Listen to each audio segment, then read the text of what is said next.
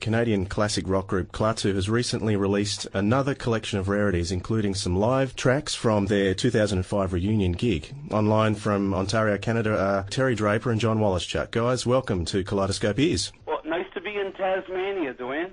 Nice to be with you, Wayne. If I could start with you, John, could you share some of your recollections of those early days when you were toying with the idea of forming a band? And how did you hook up with Dee Long to initially form Klaatu? Well, actually, Terry and Dee and myself were in a band before Klaatu called Mud Cow, which had a very short life and no recording career. We were kind of young at the time, and that band disbanded in 72, or 71, excuse me, I believe. I was working at a Dee's father's factory place with Dee while we were not recording or playing anymore, and we happened to come across an opportunity to do some demos for a producer here in Toronto named Terry Brown, and we did.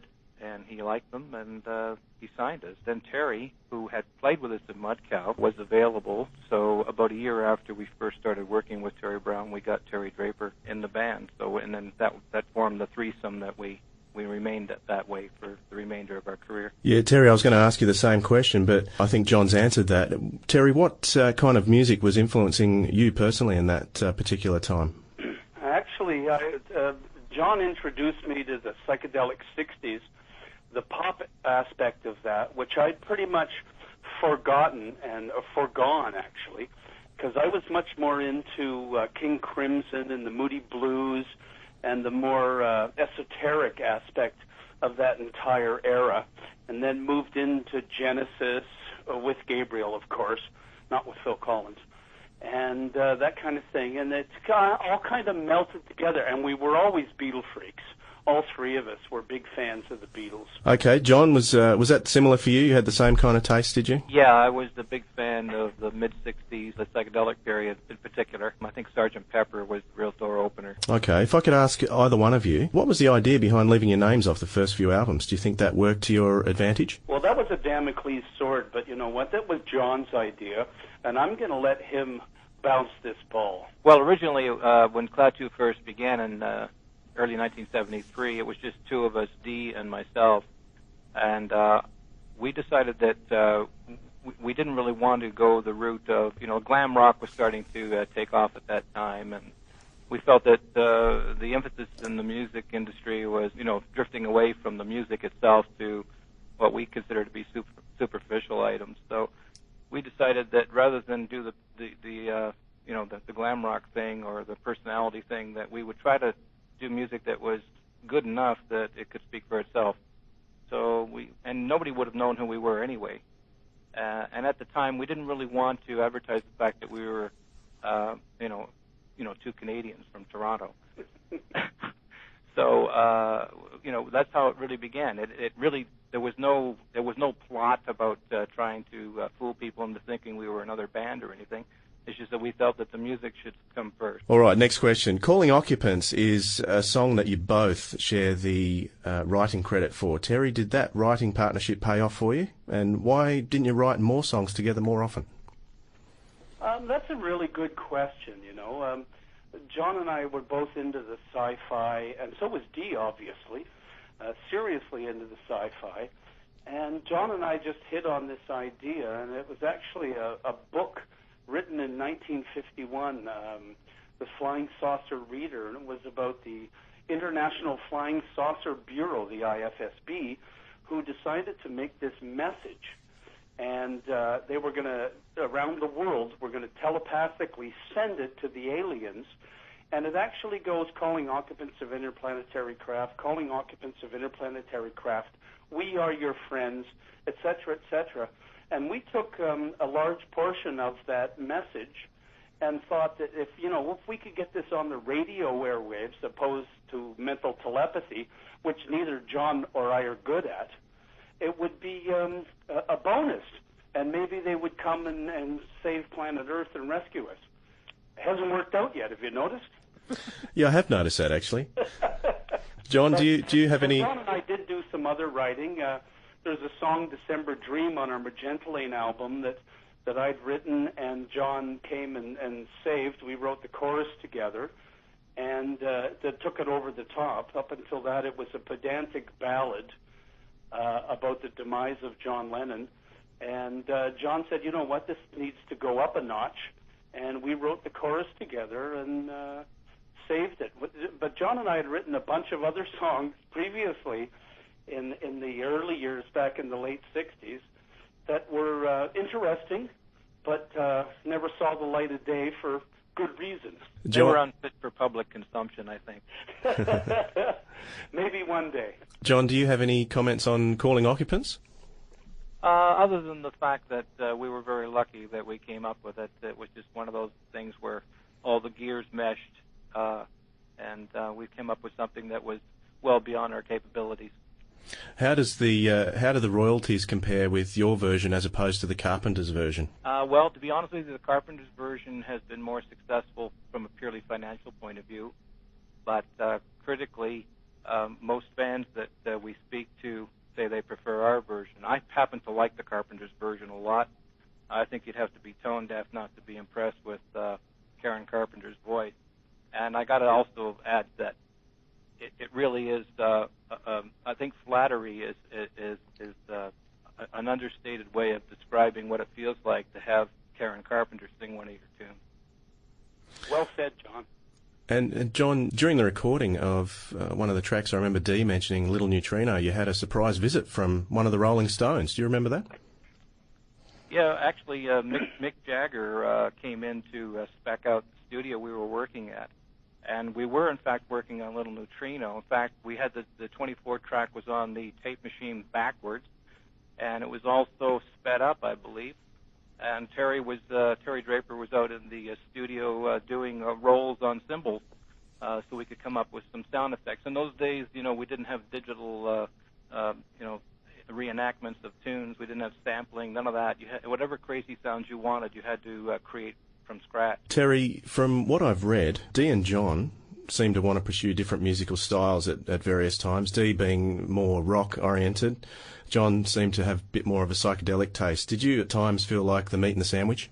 Well, you know what? I think that's an apt description, Dwayne. And being the meat and the sandwich is pretty much what it's all about. I've never thought of myself in that way, the meat and the sandwich. I've always thought of myself as the catalyst, the glue that put these two guys together and held their egos in check while we tried to make these records. And I don't know how to describe this. I think I just said it. I was the catalyst. I really believe that, and I think both guys, they look back on it, they will see that the two egos were kept in check and monitored by my ability to be gregarious and make some fun of this whole recording enterprise. What do you think, John? Is that accurate?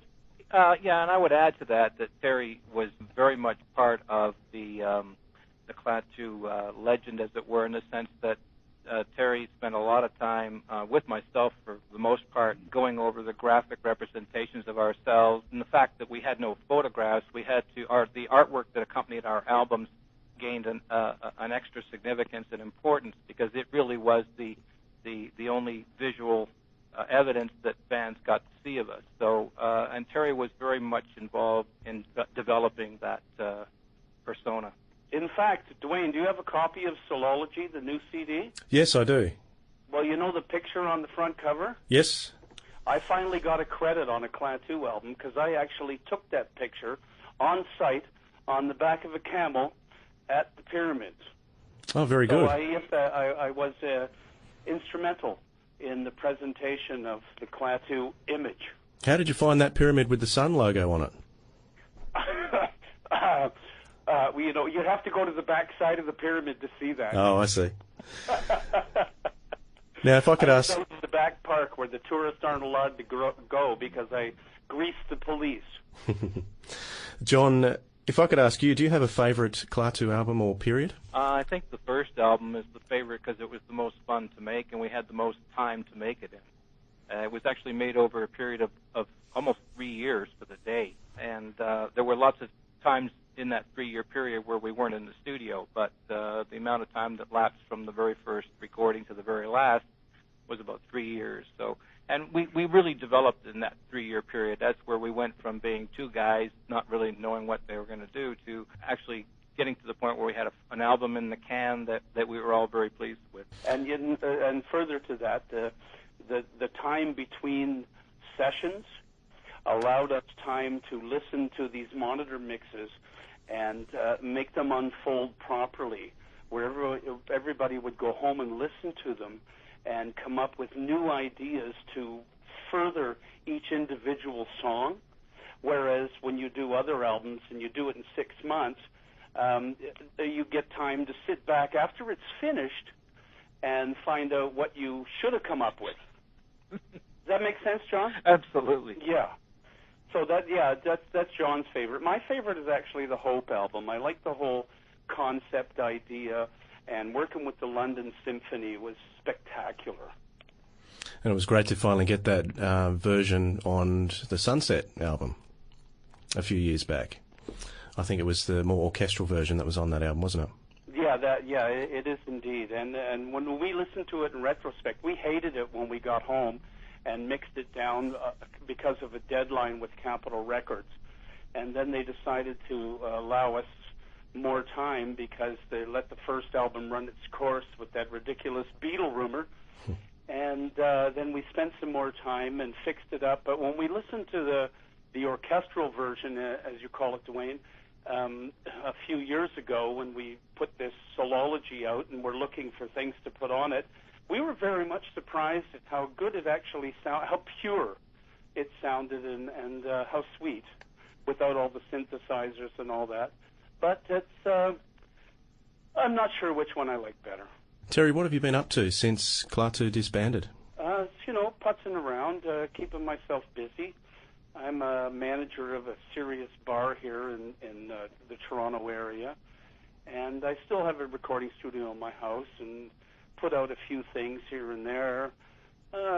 Just doing records nobody wants to hear, that's something like the Moody Blues meets King Crimson and wants to be the Beatles, But that'll come around again, Dwayne. John, did you stay in the music business after Klaatu?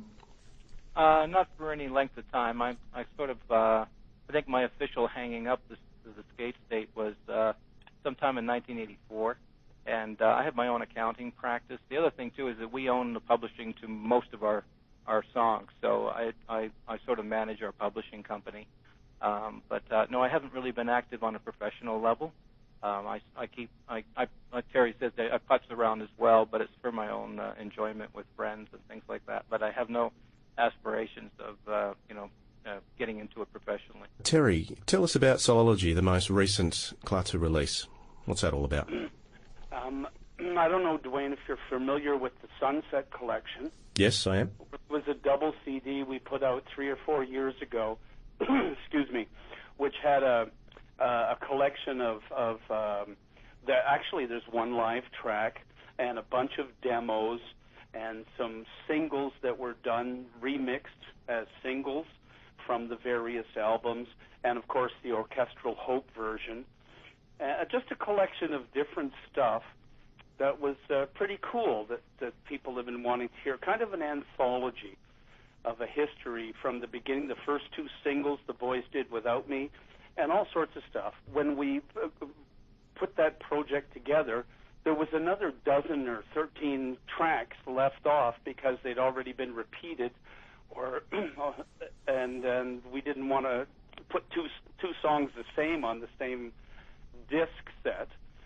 So when it came to do Soulology, actually what happened was we put a set of vinyl out that had these 13 tracks on it, and it was only available on vinyl with the full graphics that Ted Jones had done of the pyramid and the Mayan pyramid in the jungle.